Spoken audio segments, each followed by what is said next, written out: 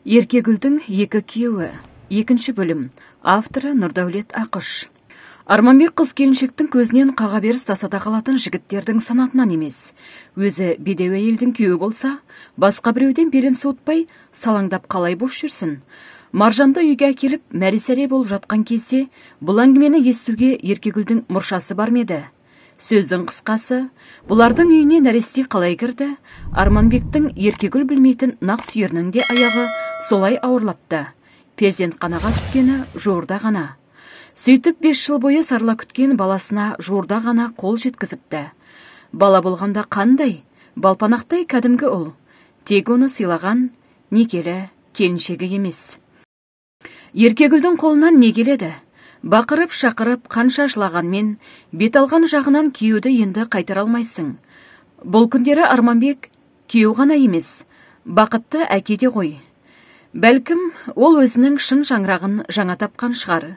Жүрегімен жақсы көретін сүйікті адамы, ол өмірге келген өзінің бел баласы. Енді не керек? Қай түйге деп жата қалып жалбарынудың қисынсыз екенін Еркегүл жақсы түсінді. Алданышмен өткізген уақыт қиыншылықсыз болды деп айталмайды. Бірақ Еркегүл бәрібір өзін сорлы адам ретінде сезініп көрген емес.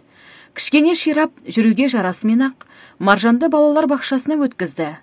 Көп нәрсені көңіліне алмауға тырысып, бұрынғы атқарып жүрген қызметіне де құлшына кіріскен. Сонан бір күні, оқиғаның бәрі осы бір күннен басталады ғой. Бір күні Маржанды балабақшадан әдеттегідей жетектеп алып шыға берген. Қоршаудың сыртында бері қарай күн сала қарап бір жігіт тұр екен. Қасынан өте берген Еркегүлге бас аяғы жоқ. «Сәлеметсіз бе?» деді жайраңдай амандасып. Таныстардың бірі болар, қара басып танымай қалғаным ба? Деген оймен келіншек әлгі азаматқа еріксіз бұрыла қарады. Құр ернін жыбырлатқаны болмаса, дұрыстап амандасқан да жоқ. Бейтанысқа үңіле түскен қысық көздерде «Бұл кім?» деген жалғыз сауал ғана, қанша қадалғанымен шырамыта алар емес. «Кешіріңіз», деді әлгі жігіт жана салай жүріп. «Көңіл күйіңіз жақсы ма?» Танымағаннан кейін бе Еркегүл енді тіктеу кетті. «Менің көңіл күйімнің сізге керегі қанша?» деді қатаңдау үнмен. Сол кезде басына бір ой сақ ете қалған. Апырмай, осыны Арманбек жіберіп жүрмесе, қызын көріп жағдайын біліп қайт деді ме, солай ау шамасы. Осы ой басына келуі мұң екен, Еркегүл жүрісін жеделдете түсті. Сүрініп қабына бастаған Маржанның қыңқылына қараған жоқ. Кейіндеп артта қалған жігіттің «Қарындас, неге қаштыңыз? Сөйлесейін деп едім» деген дауысына қайрылмады. Дәл солай екен. Арманбектің жансызы ғой. Менде несі бар десеңші? Кеттім екен? Енді жаймен жүрсін. Артымнан біреуді сүмеңдетіп салып қоймай. Ертеңгісін балабақшаға келсе, міне ғажап, тағы да сол жігіт. Жай жүрген жоқ. Маржанды жетектеп алыпты. Қасында тұрған топ тәрбиешісіне де назар аударар емес. «Неңіз бар Сәдиде? Біз сізді танымаймыз ғой», деді Еркегүл алыстан-ақ ышқына айғайлап. «Бөтен адамды неге жолатасыз?» деп тәрбиешіге де ұрсып тастады. Бірақ бұған селт етіп айылын жиған жігіт байқалмайды. Қайта масайрап, өзінше қалжың қағыстырған болып жатыр. «Қызыңыз тамаша екен. Тфә-тфә, шешесі де жаман емес. Бірақ жұтынып тұрған осындай тамаша келіншекке ашушаңдық жараспайды екен. Өзі бір шамданып шамырқануға асықпайтын терісі кеңдеу жігіт болар. Дудыраңқы қоңыр шаштары тарақпен аразба немене берекесін кетіріп үдірейіп тұр. Тіпті түптері шықылдай аққан термен сыбағысып қалыпты. Киім киесі де олпы-солпылау. Бірақ осынау келісіз нұсқасына қарамастан, екі езуі екі құлағына жетіп мәз. Еркегүл қанша шаптыққанымен жігіттің қолындағы қызын жұлып алуды әбестік санады. Сосын жаймен ғана «Біз үйге қайтатын едік», деп Маржанды екінші қолынан ұстай берген. Жігіттің түртісіне мұнан кейін дұрыстап қараған да жоқ. Келіншектің бір қайран қалғаны әлгі бөтен кісінің қасында Маржанның өзін-өзі ұстауы болды. Әдетте қалпы анадайдан көрінісімен ақ өзіне қарай мамалап тұра жүгіретін қызы қазір аттандап әлекке түскен жоқ. Бұны бас салып құшақтауды да ұмытып кеткен сияқты. Сол күні әлгі бейтаныс жігіт қоярда қоймай бұлармен ілесе жүрді.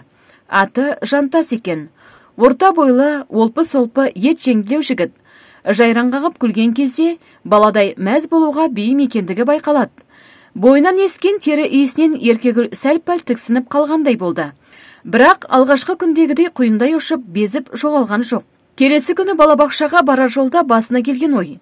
Тағы да тұрған шығар болды. Бірақ ол күні Жантас көріне қоймаған. Балабақшаға келе жатқан сайын енді Еркегүлдің өзі соны іздейтін сияқты ма, қалай? Күндердің күнінде Жантас келіншекке гүл ұсынды ғой. Өзі Арманбек сияқты емес, сөзшең жігіт екен. Жүйесіздей болғанымен, балпылдай сөйлеп, айтатын әңгімесі бір таусылмайды.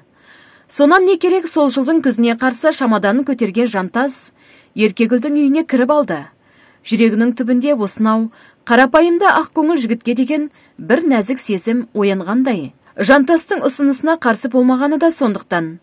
Бейне бір жаңа үйленген жас қалыңдықтай, қайтадан қутын қаққан келіншектің жүзі баяғындай нұрланып сала берген.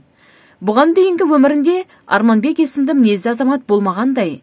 Жар төсегіне бұрын соңды жатып көрмегендей. Жантастың алғаш оңашада жақындасуынан тұла бойы қалтырап, басына ноқта салынбаған байталдай дір-дір етті. Екеуі үй болысымен-ақ жақсы тіл табысқан секілді. Әнеміне дегенше ыстық суығы басылмаған жарты жылда желіп өте шығып еді. Жантастың әсіресе кішкене Маржанға деген ықыласы алап өтен. Балабақшадан барып өзі алады, өзі әкеледі. Үйге келгесін өзі тамақтандырып, өзі ойнатады. Тіпті ай-шайға қарамай сәбиін ваннаға салып шомылдыратын да өзі. Еркегүлдің жұмысы бірден жеңілдеп сала берді. Бір рақатты сезімнің әлдейінен арыла алар емес. Қандай балажан жігіт, деді ішінен таңғалып. Арманбек өктем, мықты болғанымен, мұндай балажан емес еді ғой. Бірақ келе-келе байқағаны Жантастың өзіне ептеп салқындай бастағаны. Салқындағанда бұған қатты сөйлемейді, қолынан итермейді, мін тағып мыңқылдамайды. Жымия қарап қойып жүгіріп жүргені. Салқындады дейтіні әңгіме түнгі мінез құлығында болып тұр. Алғашқы арына басылып қалған ба, немене, түнде жатысымен бас салып құшақтауда азайтқан. Емірене сүйіп, емексітуге айқара жатқызып қойып, аймалауға да әуес емес. Қыңқылдағандай бәсең үн шығарып, жанына жақындаған келіншектің нәзік білектерін ақырын ғана итеріп тастайтынын қайтерсіз. Сөйтіп, теріс қараған күйі әңгіме айтқан болып жатып, қолапайсыз түрде қор ете түседі. Кетер алдында Арманбекте сөйтті емес пе? Әлде бұның да біреуі болып жүрмесін деген ой сақ ете қалды Еркегүлге. Бұрынғыдай емес, күйеу мәселесінде аузы күйіп, тісі шығып қалған келіншек бір түні Жантасты сауалмен аулап, еш жиғыспастан бұрышқа тықты. Шыныңды айт, деді ақыры мәселені төтесінен қойып. Сенің біреуің бар ғой, а? Бары қалай, біреу несі? Деді Жантас сол теріс қарап жатса да басын көтеріп. Сенің сүйген бір адамың бар-ау. Қыз ба, келіншек пе, әйтеуір біреу. Күйеуінің үндемей кідіріп қалғанын көрді де, Еркегүл одан ары бастырмалата түсті. Оңға солға бұлталақтап бұрылуға мұрша берер емес. Бастырмалай қойылған сұраққа жауап беруден басқа амалы қалған жоқ еді Жантастың. Сөйтсе, әңгіме былай болыпты. Достар, осымен әңгіменің екінші бөлімі тамам. Алдағы уақытта Жантастың неліктен Еркегүлге жақындап, оның қызымен дос болуының сырын білетін боласыздар. Ендеше каналға жазылып, видеоға лайк басып, қоңырауды басып қоюды ұмытпаңыз. Өз пікіріңізді комментарийге қалдыра кетіңіз. Сіздермен болған әдеттегідей Әсем ТВ арнасының жүргізушісі Әсем Жұмалиева. Келесі кездескенше аман сау болыңыздар. Ал мен әңгіменің жалғасын кешіктірмей салуға тырысатын боламын.